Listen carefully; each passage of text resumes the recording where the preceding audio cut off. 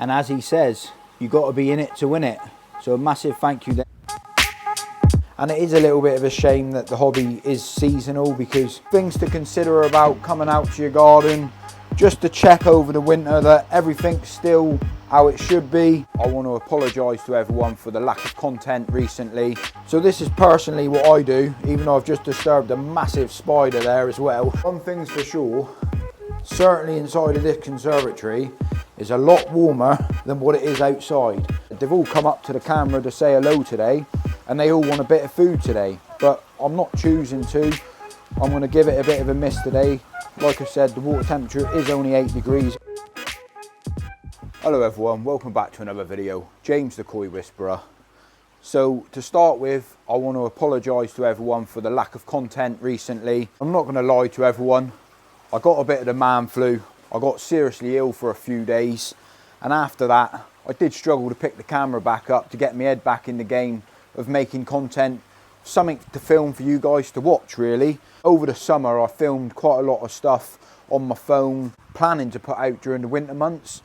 Well, for some reason on my computer, I'd done an update on my computer, so I moved all the files from my phone for storage, put it onto the computer, I'd done an update on the computer, and it's just completely wiped out every bit of footage that I've had, what I didn't have saved on the iCloud and I didn't have saved on my phone. And it sort of really peed me off, because I filmed, there was like 7 or 8 people's ponds that I visited in the summer months. I got really peed off with myself, to be honest, that I had all of the plans to put out this content over the winter months when it was cold, wet and miserable. And yeah, I've lost it. I can't find it, I can't get it back. And it really sort of put a downer on me really. I sort of got to the stage where I was like, what was the point? What was the point of me doing this? You know, a lot of people know I do YouTube full time now. And yeah, it really got to me, to be honest. And part of the reason why I haven't picked the camera up for a few weeks, because I did get to the stage was it worth me continuing to do this, or just go out and get a job and do YouTube as a hobby again really.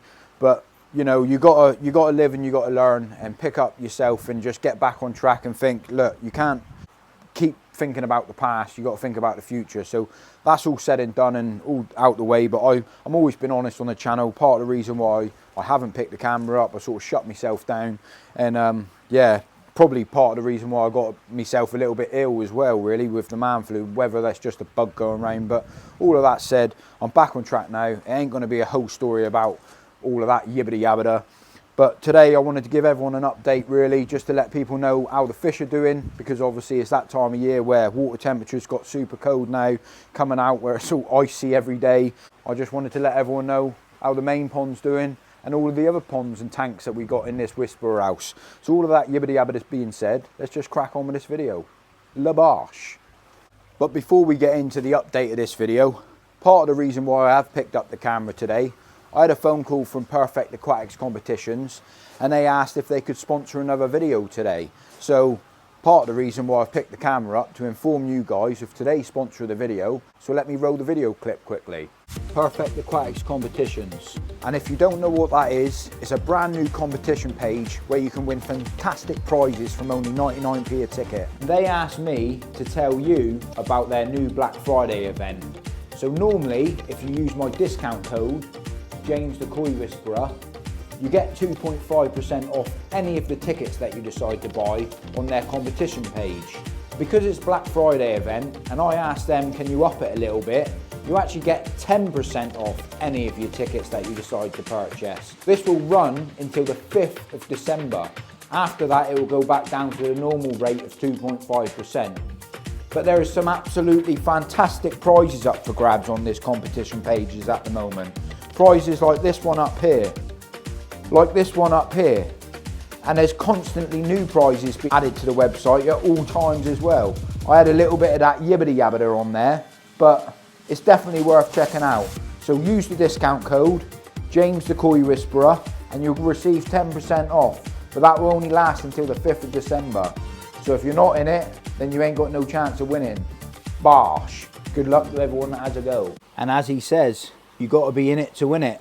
So a massive thank you there for Aquatic Competitions for sponsoring that video, or this video should I say. But now it's time to get on with a bit of an update to let you guys know how these koi are doing over the winter period. So as a lot of you know, during the winter time water temperature gets cold and the hobby sort of goes a little bit dormant. People sort of go inside, they don't go out to maintain their pond as much, and some people barely even go out and look at the fish to see if they're all right.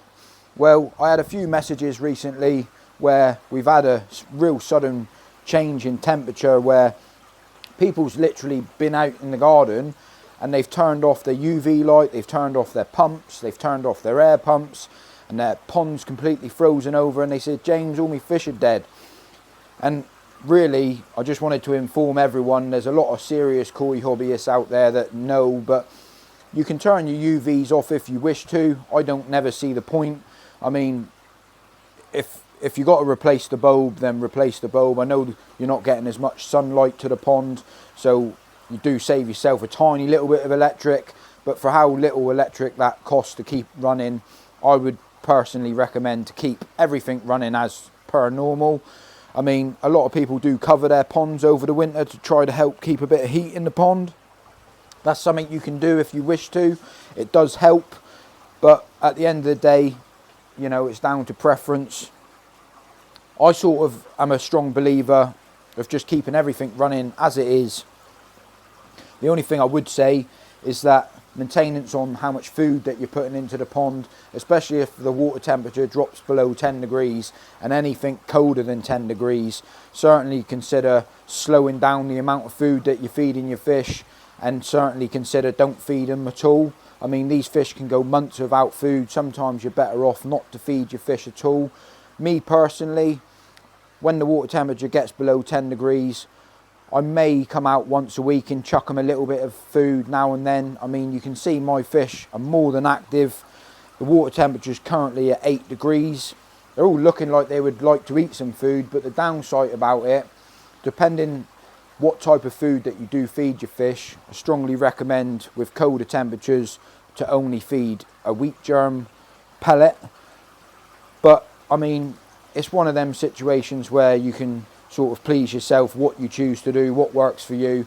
I'm just trying to give a little bit of advice to people that are new to the hobby and maybe don't really know too much about the hobby, that if you do feed your fish too much during the winter months, they can't digest it. It doesn't do the fish no good whatsoever, to be honest. I mean, you can certainly tell for how clear my water is at the moment. There's been no food to this pond for well over a week now, and they're all completely fine and happy. It's part of the reason why during the summer months you feed them up with a high protein food, fatten them up for Christmas, and then they can pretty much go all the way through the winter before the spring gets back, before you start feeding again. The other reason why you want to be careful on what you're feeding your fish is because you can see on the back where I've got these 2 stainless steel showers. It's all part of filtration.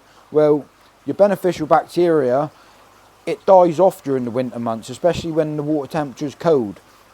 So when you're feeding your fish, that you end up polluting the water with the toxins in the water, with your ammonia, your nitrate, your nitrite, which that will cause more trouble to your fish than what it's worth by giving them any food to start with. So I certainly recommend considering, you know, not to feed your fish. There is things that you can do, like you can add an air source heat pump to the pond. You can continue to feed the fish. You can cover the pond. It's optional what you choose to do. I've never covered my ponds. I have thought about doing it. It's all dependent on if you want to continue to feed your fish and if you want to grow them over the winter, really. It's the only reason why you really need an air source heat pump on the pond. And I do actually have air source heat pumps on both ponds, and I've got an inline heater on the main pond as well. But I've took the option, or chose the option this year, that I'm not planning to run the heat pumps over the winter. I'm not planning to feed the fish over the winter. I mean, this is a grow on pond. I should be heating it. I should be continuing to grow them. But the money that it cost me last year and the benefits that I saw from it, from how much it cost me, I've chosen this year that I'm not going to take that option. It was the first year ever that I heated last year, and I kept the pond around the 14 degree mark, thinking that it would play benefits, me coming into the spring, me being a hobbyist myself, learning from it. I thought that I would have a little bit of an advantage, that I've fed all over the winter, I've kept a bit of beneficial bacteria, Well, I still come into the beginning of the spring where the water temperature went sort of from 14 up to 18 to 20 quite quickly. And yeah, I come out with a parasite problem in the main pond anyway. So didn't really find any benefits from heating the pond over the winter. I mean, the reason why I've kept the air source heat pumps and not sold them is purely the fact of if I do get an issue or a problem and I do need to heat the pond for any reason whatsoever, I've got the option there that I can do that. But one thing to certainly consider is not to make the mistakes that I did. So when I bought this little air source heat pump down here on the grow-on pond, I thought it would be more than man enough to heat this pond over the winter, which when I first installed it, it was cheap to run. You know, I had no issues with it whatsoever. But what I didn't know and what I didn't read about when I bought it or purchased it, or the advice that I got told when I did buy it, when the air temperature drops below 5 degrees, that the air source heat pump stops working. So I come out one winter, one day, not one winter, but last winter I come out and the pond I kept at 18 degrees because I was continuing to feed.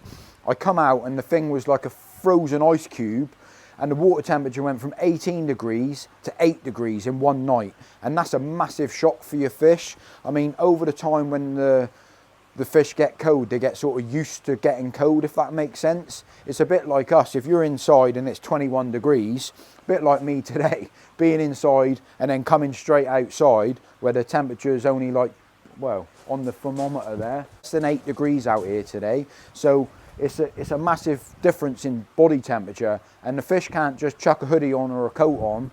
They've got to deal with that shock instantly, and sudden temperature changes, especially to koi, they don't like it. So if you are considering about buying an air source heat pump, make sure that it's got an inverter on it and make sure that it can handle temperatures of a low degree, and also consider having a backup like an inline heater, electric heater, that can, if one fails, one will switch on, if that makes sense.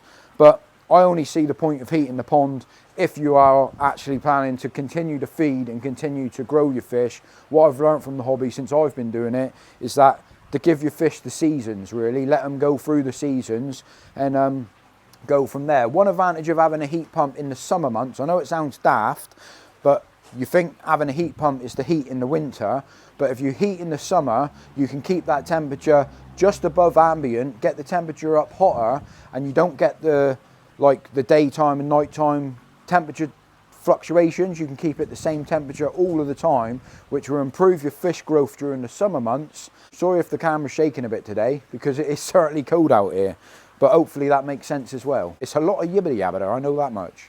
But one extra thing as well I wanted to mention, things like maintenance on your filtration in your filter house, whether if you use a drum filter or not, you know, things to consider about coming out to your garden, just to check over the winter that everything's still how it should be, just to see if you need to do any maintenance at all to any of the filtration, to make sure everything's still working as it should.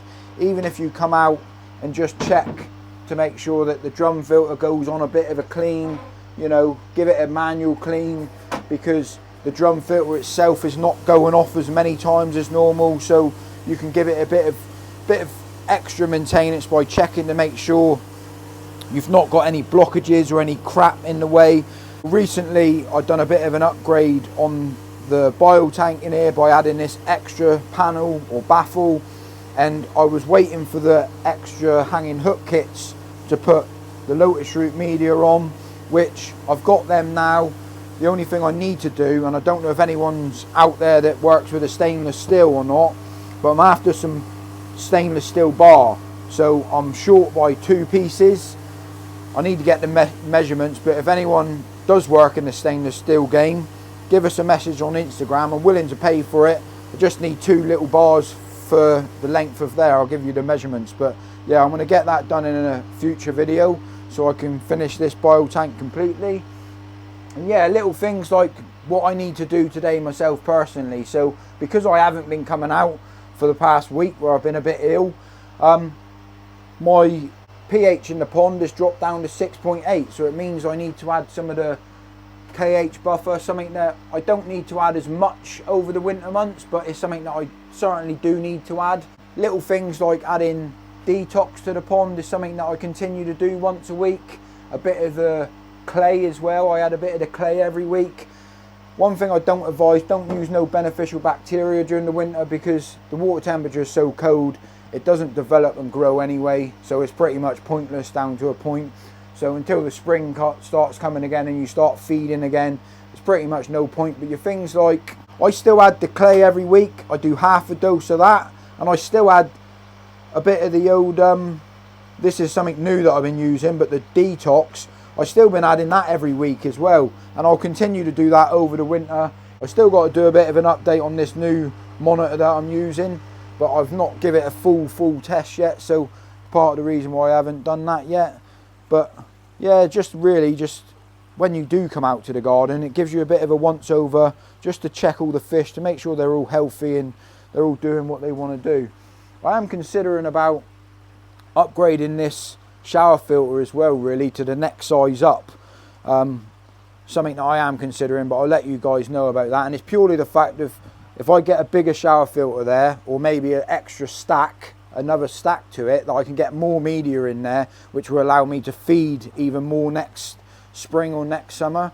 But things like your acer trees are completely gone during the winter months.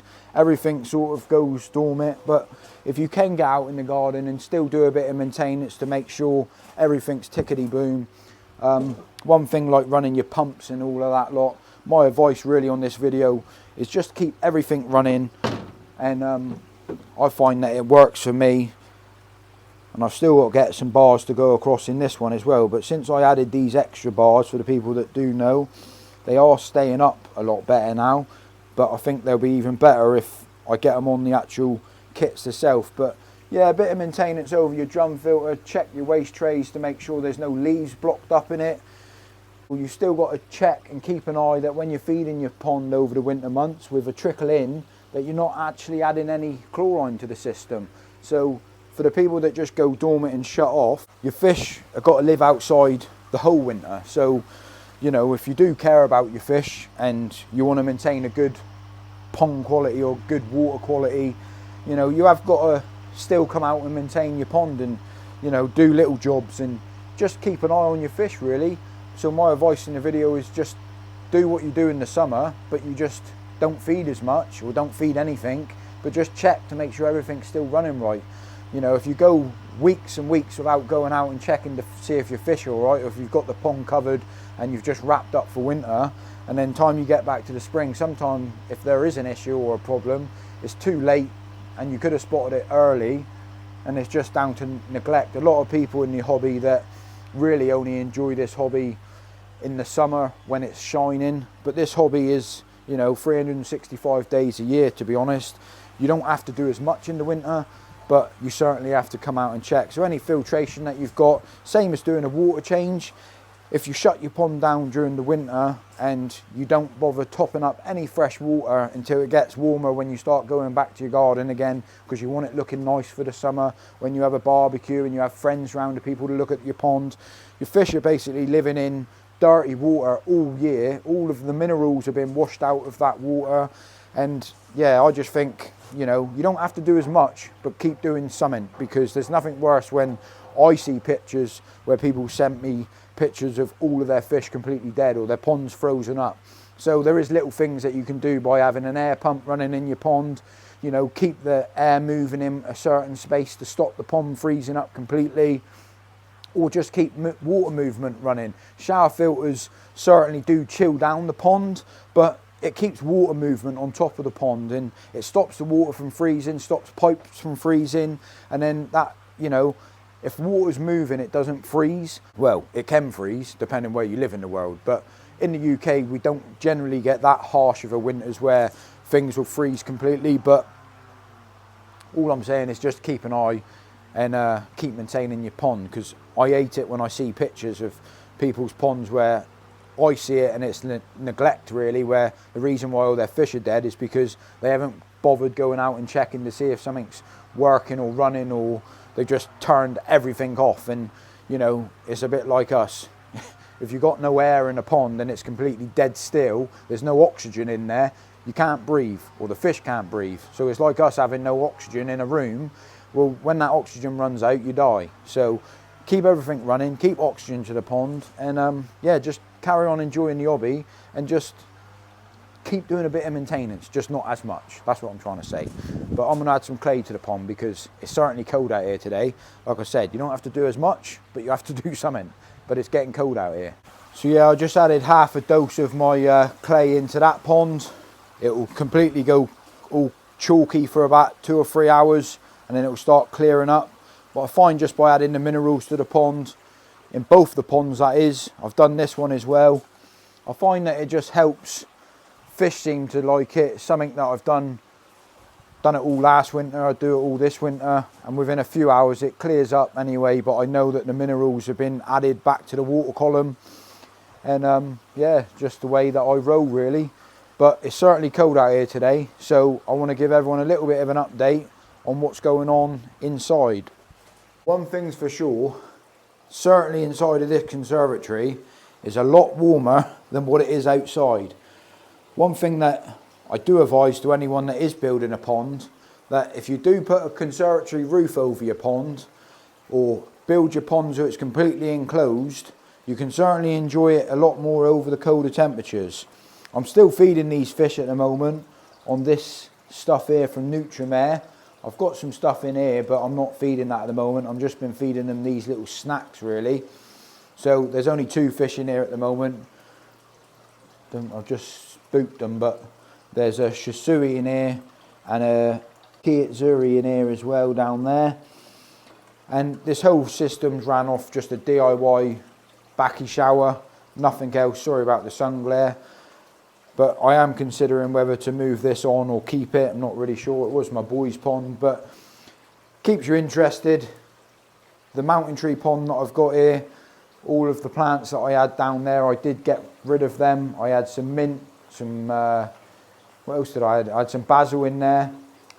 The rosemary's still doing well, and the coriander's come back slightly. But the mint got to the stage where it overgrew and it started to die off, so I got rid of it. But I haven't actually had a good look at the filtration in here for a while. And everything in there seems to certainly look like it's maturing up lovely, the way that this filtration system works.